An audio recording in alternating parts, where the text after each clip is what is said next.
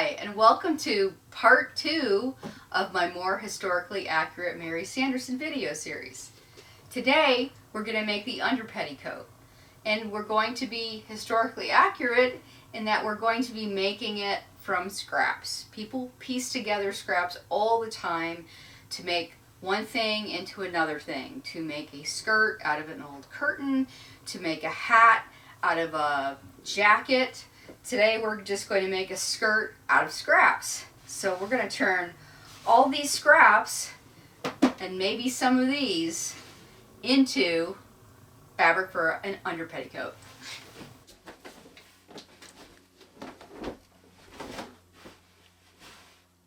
And now we go to make the under petticoat. Now that we've made the yardage, the next step is to sew this tube of fabric up the back.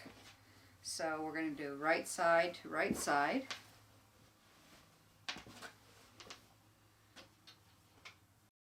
I want to note that the two petticoats that are documented in Linda Baumgarten's book Costume Close-Up have a circumference of 90 to 100 inches. We're going to leave a gap of about 8 to 10 inches so you can get into the skirt later. We're going to leave that gap open and the waistband's going to go here. So now I'm going to pin all of this up.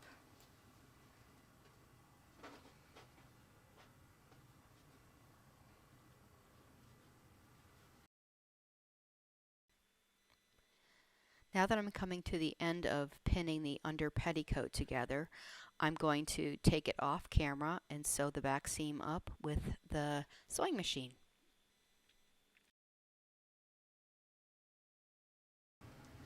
Now that we've machine sewn the back of the skirt closed for this distance, we have to finish off the edges, the raw edges, so they don't fray.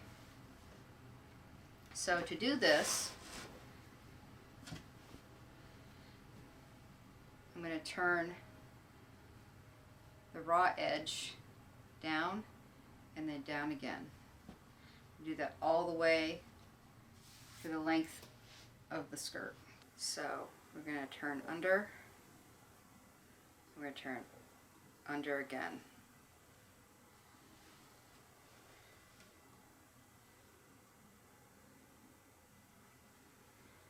Under and under again.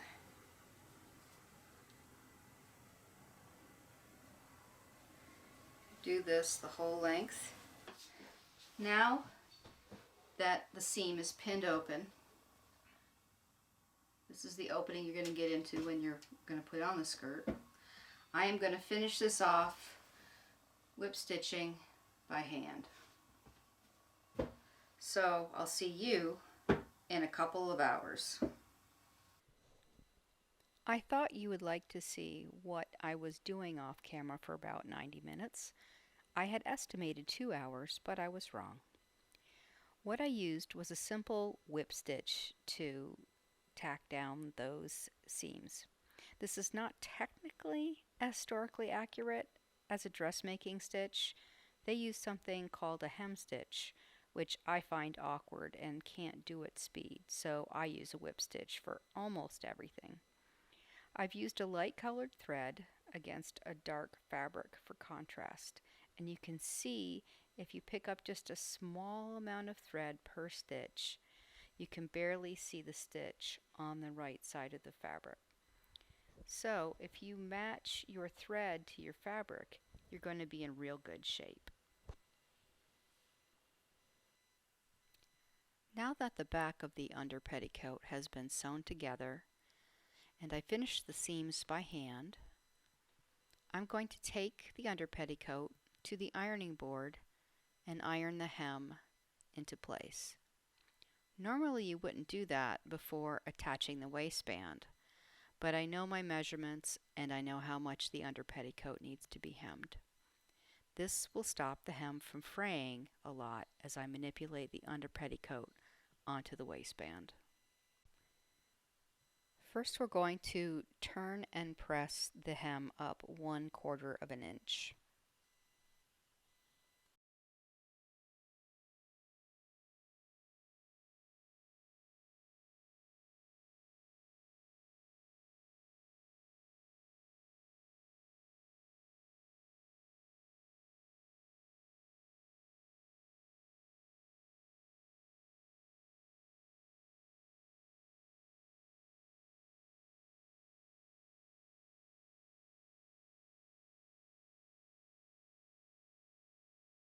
I finished turning and pressing the first 1/4 of an inch, and now I'm going to turn the hem up about 1.5 inches. In historically accurate clothes, the hems were much smaller, but if you don't make the hems larger like this, if you put something into the washing machine and the dryer, the hem will flip up if it's too narrow, and you will have to iron it every time. Now that the entire hem has been pinned in place, I'm going to go away and do some more whip stitching, and I will see you in 2 hours. Inquiring minds want to know how to figure out how much yardage you need for a waistband. This is easy. This is the easiest method I know. I just tie a measuring tape around my waist, and I tie it in a bow. And then I take it off my waist, and whatever that measurement is, that's what I use for the waistband.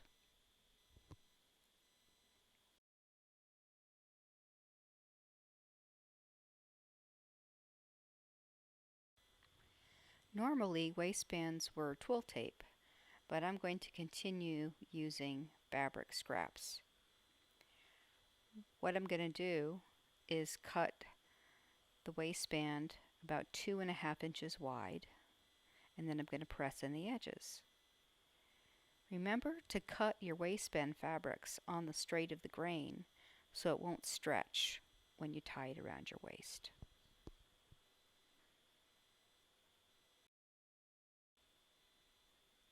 Now that the petticoat has been prepped and the waistband has been prepped, it's time to pleat the petticoat into the waistband. What we're going to do to make sure that we distribute the fabric evenly is we're going to measure the petticoat into quarters at the waistband, and then we're going to measure the waistband into quarters. So that's what I'm showing you how to do here. We know what the center front is, and we know what the center back is, and we're just going to make those meet, and we will have the side measurement, or 1/4, and we're going to do that for both sides of the petticoat.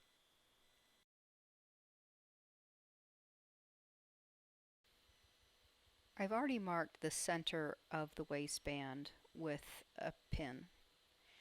So now we're going to figure out the 4/4 of the waistband. One thing you must remember is that you can't put the ties as part of the waistband. If you do, you'll be very, very sorry at the end. So here is the center, and here is the edge of the waist measurement, and now I'm going to fold that in half and measure that into quarters, and I'm going to do that to both sides of the waistband.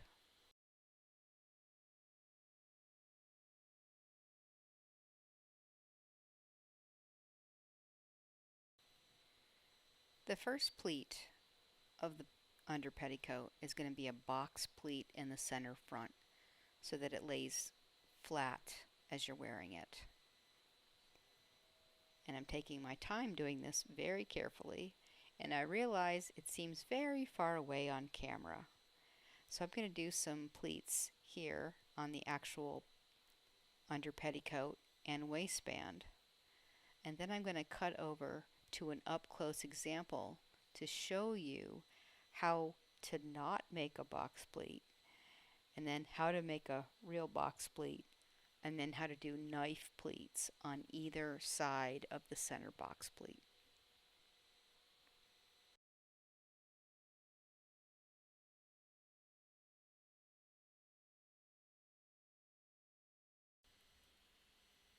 First, I'm going to show you how to make a mistake, because I've made this mistake several times.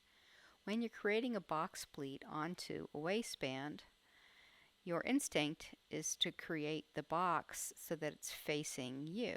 So that's what I'm going to do now. Here's one side of a box pleat, and here's the other side of the box pleat. I'm going to pin that into place, trying not to poke myself. And then I'm going to check to see what my work looks like when I look at it once it was sewn onto the waistband. Again, whoops, it's not a box pleat, that's an inverted box pleat. So I'm going to unpin this, and I'm going to make the box pleat on the back side. It's going to look wrong, but when you turn it around, it's going to be right.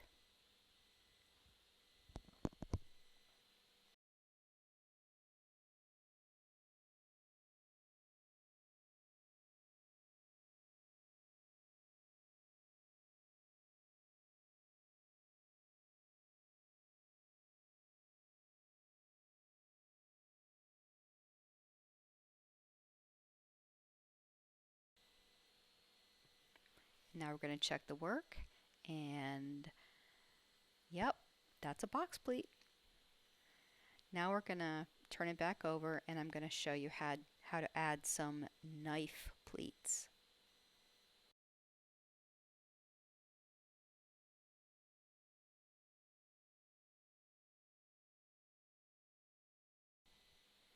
A knife pleat is just one half of a box pleat going in the same direction as the box pleat.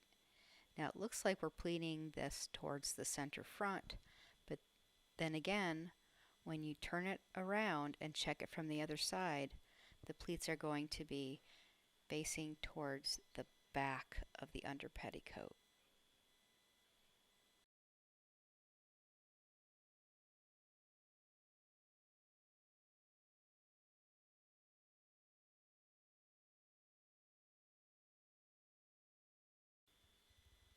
To continue with the knife pleats on the other side of the box pleat, you're just going to pin in the same direction as the side of the box pleat on the right hand side. And if you turn it around, you'll see that they're all going in the right direction. Here we are back at the real deal under petticoat, and the entire under petticoat has been pinned to the waistband. So now I'm going to take this off camera and sew the waistband to the under petticoat by machine. Why? Because nobody's going to see it. The under petticoat and the waistband are now attached, and we're closing in on the end. The last thing that we have to finish off is the waistband raw edge, and we're going to do this by folding the waistband over to the wrong side and pinning it in place.